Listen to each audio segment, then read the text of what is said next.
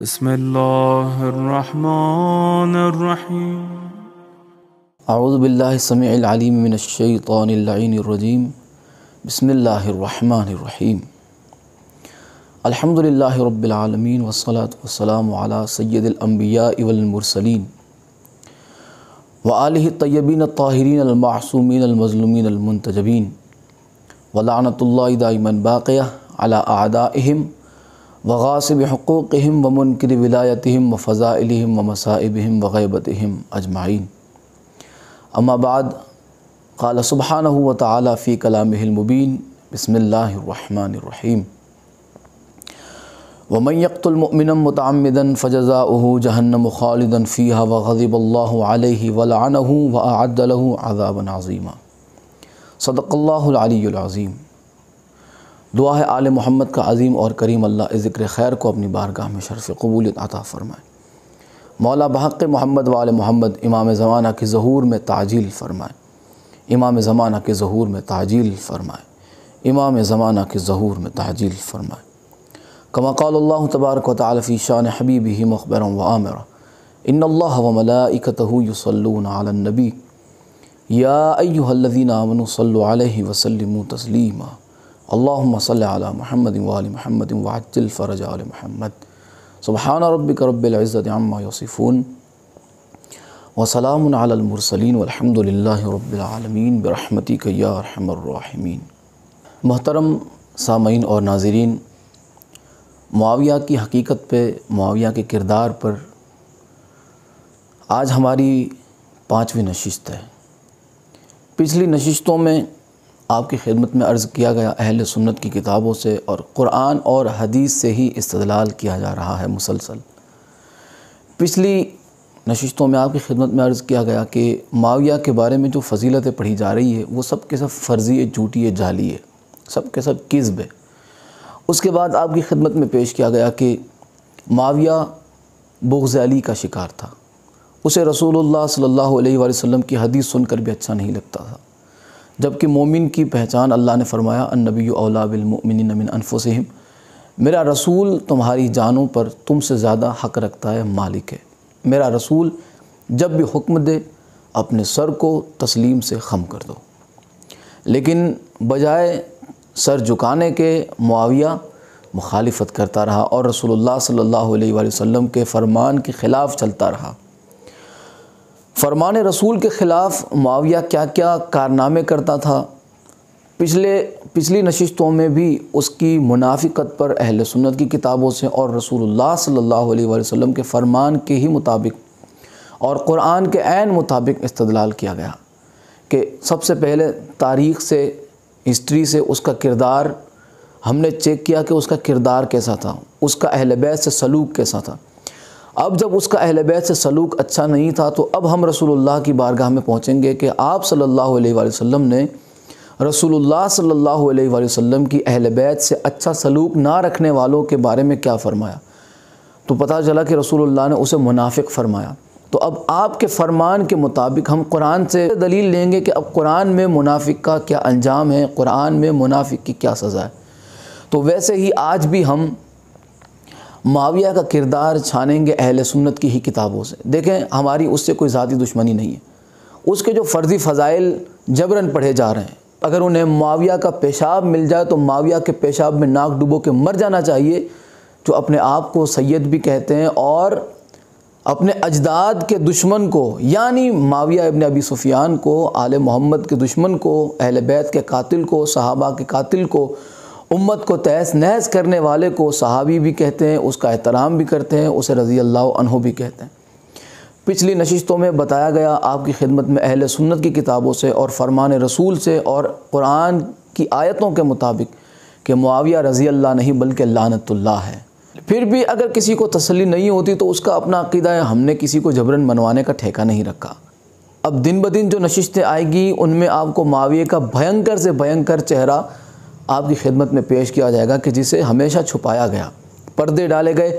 اتنا آخر میں یہ لفظ ضرور کہہ دیتے ہیں کہ جو کچھ بھی ہے لیکن ہے وہ صحابی، اس کا احترام کیا جائے. تو آئیے اس کی صحابیت کا معیار دیکھیں. جیسے کہ میں نے پچھلی نشست میں عرض کیا تھا کہ صحابیت کا معیار کیا ہے. کیا یہی ہے صحابیت؟ اہل بیت سے بغض رکھنا کیا اسی کو صحابیت کہتے ہیں؟ تو توبہ ہے ایسی صحابیت سے۔ ہم برات کا اعلان کرتے ہیں ایسی صحابیت سے کہ جس صحابیت میں اہل بیت سے دشمنی کا درس دیا جائے۔ توبہ کرتے ہیں ہم اس مسلک سے، ہم توبہ کرتے ہیں، ہم برات کا اعلان کرتے ہیں اس مکتب سے کہ جس مکتب میں اسے بھی صحابی کہا جائے، کہ جس کے دل میں اہل بیت کا بغض پایا جائے، جس کی زندگی میں اہل بیت کی دشمنی پائی جائے، جس کے ہاتھ اہل بیت کے خون سے رنگے ہو۔ تو ہم برات کا اعلان کرتے ہیں ایسی صحابیت سے کہ جس صحابیت میں اہل بیت کے بغض کو ہی صحابیت کہا جائے۔ پھر آئیے میں آپ کی خدمت میں معاویہ کا ایک اور گھنونا چہرہ آپ کی خدمت میں پیش کرنا چاہتا ہوں۔ یہ کہتے ہیں صحابی، تو دیکھیں یہ کسے صحابی کہلوانا چاہتے ہیں اور کسے رضی اللہ کہلوانا چاہتے ہیں کہ جس کے بارے میں رسول اللہ نے اپنے فرمان میں اور اللہ نے اپنے قرآن میں لعنت کا اعلان کیا۔ وہ کیسے؟ سب سے پہلے ملاحظہ فرمائیں کہ معاویہ شراب پیتا تھا۔ یہ کب کی بات ہے؟ یہ معاویہ کی دور بادشاہت کی بات ہے، جب معاویہ بادشاہ تھا، جب معاویہ حاکم تھا، جب معاویہ حکمران تھا، جب حکومت کی دور اس کے ہاتھ میں تھی۔ یہ اس کے تب شراب پینے کی بات ہے۔ اب شرابیوں کے بارے میں رسول اللہ نے کیا فرمایا تو وہ میں آگے آپ کی خدمت میں پیش کروں گا۔ سب سے پہلے اس کا حوالہ ملاحظہ فرمائیں۔ اس کے شراب نوشی کے بارے میں امام احمد ابن حنبل نے اپنی کتاب مسند احمد میں کیا لکھا ہے؟ یہ مسند احمد ابن حنبل جلد 10 ہے، حدیث نمبر 23,329 اور صفحہ نمبر 661۔ فرماتے ہیں عبداللہ بن بریدہ کہتے ہیں کہ ایک مرتبہ میں اور میرے والد معاویہ کے پاس گئے، انہوں نے ہمیں بستر پر بٹھایا، پھر کھانا پیش کیا جو ہم نے کھایا، پھر پینے کے لیے نبیذ لائی گئی، اور عربی کے لحاظ سے کیا لکھا ہے؟ ثم اوتینا بالشرابی، پھر پینے کے لیے شراب لائی گئی، فشرب معاویہ، جسے پہلے معاویہ نے نوش فرمایا اسے پیا، پھر میرے والد کو اس کا برتن پکڑا دیا تو وہ کہنے لگے، اب دیکھیں یہ کوئی شربت وربت نہیں تھا، یہ شراب ہی تھی، جس کے بارے میں عبداللہ بن بریدہ نے کہا کہ جب میرے والد کو اس کا برتن پکڑا دیا تو وہ کہنے لگے کہ جب سے نبی نے اس کی ممانعت فرمائی ہے میں نے اسے نہیں پیا۔ اب معاویہ کا کیا جواب تھا؟ پھر معاویہ نے کہا کہ میں قریش کا خوبصورت ترین نوجوان تھا اور سب سے زیادہ عمدہ دانتوں والا تھا، مجھے دودھ یا اچھی باتیں کرنے والے انسانوں کے علاوہ اس شراب سے، اب یہاں پہ اس سے مراد اس شراب سے بڑھ کر کسی چیز میں لذت نہیں محسوس ہوتی تھی۔ اندازہ لگائیں کہ اسے شراب کتنی زیادہ پسند تھی۔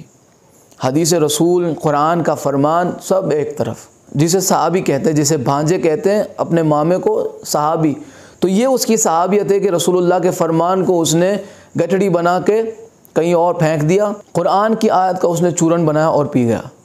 اس کے لیے کیا قرآن، کیا حدیث، جسے آپ صحابی کہتے ہیں۔ ہماری اس سے کوئی ذاتی دوستی دشمنی نہیں، آپ نے گھسیٹ کے کھینچ تان کے اسے صحابیت کی کرسی پہ بٹھا دیا۔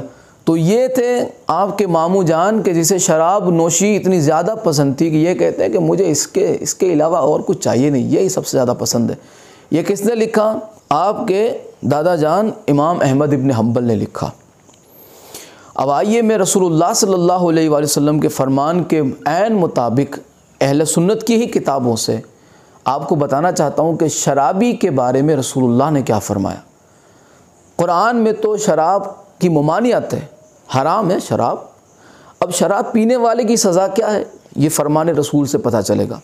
آئیے شراب پینے والے کے بارے میں رسول اللہ صلی اللہ علیہ وآلہ وسلم کا کیا فرمان ہے یہ بھی جان لیجئے۔ سب سے پہلے سنن ابی داؤد جلد 3 صفحہ نمبر 868 اور حدیث نمبر ہے، رقم نمبر ہے 3674 3674۔ رقم نمبر کے لحاظ سے اگر آپ کا کوئی الگ ایڈیشن ہے تو اسے رقم نمبر کے حساب سے ڈھونڈ سکتے ہیں۔ دوسری کتاب سنن ابن ماجہ جلد 4 صفحہ نمبر 552 اور حدیث نمبر ہے 3380۔ ملاحظہ فرمائیں سنن ابی داؤد حدیث نمبر 3674۔ شراب پینے والے کی سزا۔ معاویہ کو شراب بڑی پسند تھی اور وہ کہتا ہے کہ مجھے یہ 3 چیزوں کے علاوہ اور کچھ پسند ہی نہیں تھا، اور جس میں تیسری چیز کیا تھی میاں؟ شراب۔ سنن ابی داؤد حدیث نمبر 3674، حضرت عبداللہ بن عمر سے روایت ہے، رسول اللہ صلی اللہ علیہ وآلہ وسلم نے فرمایا کہ اللہ نے شراب، اس کے پینے والے، پلانے والے، بیچنے والے، خریدنے والے، انگور نچوڑنے والے، نچوڑوانے والے، اس کے اٹھانے والے اور جس کی طرف اٹھائی جا رہی ہو، ان سب پر لعنت کی ہے۔ یہ تو تھی سنن ابی داؤد۔ اب سنن ابن ماجہ رقم نمبر ہے 3380۔ یہاں پر بھی عبداللہ ابن عمر سے روایت ہے کہ رسول اللہ صلی اللہ علیہ وآلہ وسلم نے فرمایا شراب میں 10 طرح پر لعنت کی گئی ہے۔ کس طرح؟ خود اس پر، شراب پر، خود شراب پر، اس کے نچوڑوانے والے پر، اس کے نچوڑنے والے پر، اس کے بیچنے والے پر، اس کے خریدنے والے پر، اس کے اٹھانے والے پر، جس کے پاس لے جائی جا رہی ہے اس پر، اس کی قیمت کھانے والے پر، اسے پینے والے پر اور اس کے پلانے والے پر اللہ کی لعنت ہے۔ امام احمد ابن حنبل نے فرمایا کہ معاویہ شراب پیتا تھا اپنے دور میں، رسول اللہ کے منع فرمانے کے بعد اپنے دور حکومت میں۔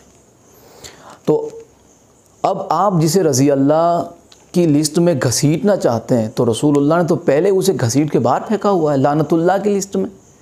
تو معاویہ شراب پینے کے بعد رضی اللہ نہیں بلکہ فرمان رسول کے مطابق لعنت اللہ کہا جائے گا۔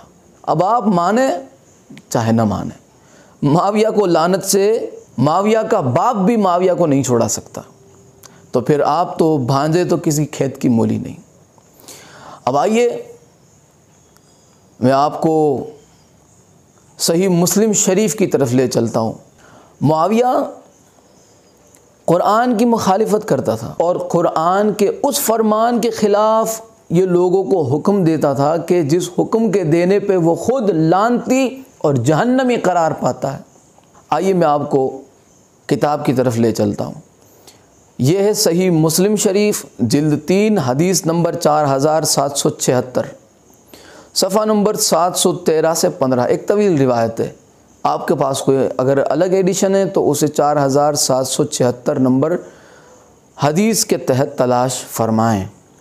ایک طویل روایت ہے، اگر کوئی پڑھنا چاہے تو ویڈیو کو روک کر مکمل روایت پڑھ سکتا ہے، کتاب آپ کی اسکرین پر ہے۔ میں وہ حصہ آپ کو پڑھ کے سنا دیتا ہوں کہ جس کے بعد میں قرآن کی آیت آپ کی خدمت میں پیش کرنا چاہتا ہوں۔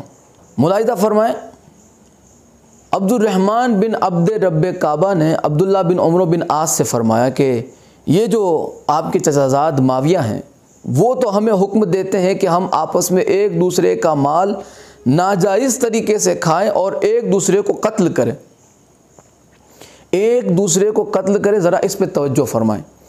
یہ ہمیشہ معاویہ کا ہر اٹھتا ہوا قدم آپ کو قرآن اور حدیث کے خلاف نظر آئے گا، جس کے بعد معاویہ رضی اللہ سے لعنت اللہ کی لسٹ میں پہنچ جاتا ہے۔ یہ ہم کوئی فوکٹ میں نہیں کہتے، ہماری معاویہ سے ذاتی کوئی دشمنی یا دوستی نہیں، اس کے خود لکھن، اس کے خود کرتوت، اس کے کارنامے ایسے ہیں کہ جس کی وجہ سے معاویہ کو لعنت اللہ کہا جاتا ہے، آپ مانیں چاہے نہ مانیں۔ کیا کہا عبد الرحمن بن عبد رب کعبہ نے کہ معاویہ ہمیں ناجائز مال لوٹنے کو اور ناجائز قتل کرنے کو حکم کرتا ہے۔ معاویہ کا انجام کیا ہے؟ اس کی کرتوت کی وجہ سے معاویہ لوگوں کو ناحق قتل کرتا تھا، ناحق قتل کرتا تھا مسلمانوں کو۔ یہ میں دوسرے کی بات نہیں کر رہا، وہ مسلمانوں کو ناحق قتل کرتا تھا، ناحق قتل کرواتا تھا۔ تو اس کی سزا کیا ہے؟ اللہ نے فرمایا کہ وَمَن يَقْتُلْ مُؤْمِنًا مُتَعَمِّدًا فَجَزَاؤُهُ جَهَنَّمُ خَالِدًا فِيهَا، کہ وہ لوگ کہ جو مسلمانوں کو قصداً بے گناہ قتل کرتے ہیں ان کی سزا کیا ہے؟ فَجَزَاؤُهُ جَهَنَّمُ خَالِدًا فِيهَا، ان کی سزا جہنم ہے، وہ جہنم خالداً فِيهَا کہ جس میں وہ ہمیشہ رہیں گے۔ اتنا ہی نہیں، وغضب اللہ علیہ، ان پہ اللہ کا غضب نازل ہوگا، ولعنہ واعد له عذابا عظیما، ان پر اللہ کی لعنت ہوگی اور ان کے لیے اللہ نے عذاب عظیم تیار کر رکھا ہے۔ دردناک المناک عذاب اللہ نے تیار کر کے رکھا ہے۔ آپ کی خدمت میں نے عرض کیا تھا کہ معاویہ بغض علی کی وجہ سے منافق تھا، معاویہ بغض علی رکھتا تھا، بغض علی کی وجہ سے وہ منافق تھا۔ رسول اللہ نے فرمایا کہ بغض علی سے وہی رکھے گا جو منافق ہوگا، اور منافق کی سزا میں نے قرآن کی سورہ توبہ کی آیت نمبر 68 سے آپ کی خدمت میں پیش کیا تھا کہ منافق کی سزا جہنم ہے، وہ جہنم کہ جس میں وہ ہمیشہ رہے گا۔ معاویہ وہ ہے کہ جس پہ جہنم کا وعدہ اللہ نے کر رکھا ہے کہ یہ ہمیشہ جہنم میں رہے گا اس کی کرتوت کی وجہ سے۔ تو آج اگر ہم بھی معاویہ کے بارے میں اگر کچھ کہتے ہیں تو ہماری اس سے ذاتی کوئی دوستی دشمنی نہیں، اس کے کرتوت کی وجہ سے، اس کے کرتوت کی وجہ سے ہم اس پہ لعنت بھی کرتے ہیں، اس کی مذمت بھی کرتے ہیں، اس کے کرتوت کی وجہ سے۔ اور بھانجے اپنے ماموں کا سپورٹ کیوں کرتے ہیں یہ تو وہ خود جانتے ہیں، ہمیں ان سے کوئی لینا دینا نہیں، بھانجوں سے نہ مامے سے کوئی لینا دینا، ہمیں تو اہل بیت سے لینا دینا ہے، ہمیں اہل بیت سے واسطہ ہے۔ جو اہل بیت کا دوست ہے وہ ہمارے سر کا تاج ہے، جو اہل بیت کا دشمن ہے وہ ہمارے پیروں کی جوتی کے خاک برابر بھی نہیں، چاہے زمانہ اسے ماموں کہتا ہو، چاہے زمانہ اسے کچھ بھی کہتا ہو، ہمارا اس سے کوئی واسطہ نہیں۔ اب آپ رضی اللہ کہہ کے خود بھی لعنت اللہ کی لسٹ میں اگر فری میں شامل ہونا چاہے تو آپ کے لیے لعنت کے دروازے ہمیشہ سے کھلے ہیں۔ آج کی نشست میں اتنا ہی، دعا ہے مولا بحق محمد و آل محمد تمام مسلمانوں کو حق سننے کی، حق کو سمجھنے کی اور حق کو تسلیم کرنے کی اور حق پہ قائم رہنے کی توفیق عطا فرمائے۔ کما قال اللہ تبارک و تعالی فی شان حبیبہ مخبرا و آمرا ان اللہ و ملائکتہ یصلون علی النبی یا ایہا الذین آمنوا صلوا علیہ وسلموا تسلیما اللہم صل علی محمد و آل محمد وعجل فرج آل محمد۔ سبحان ربک رب العزت عما یصفون وسلام علی المرسلین والحمد للہ رب العالمین برحمتک یا ارحم الراحمین۔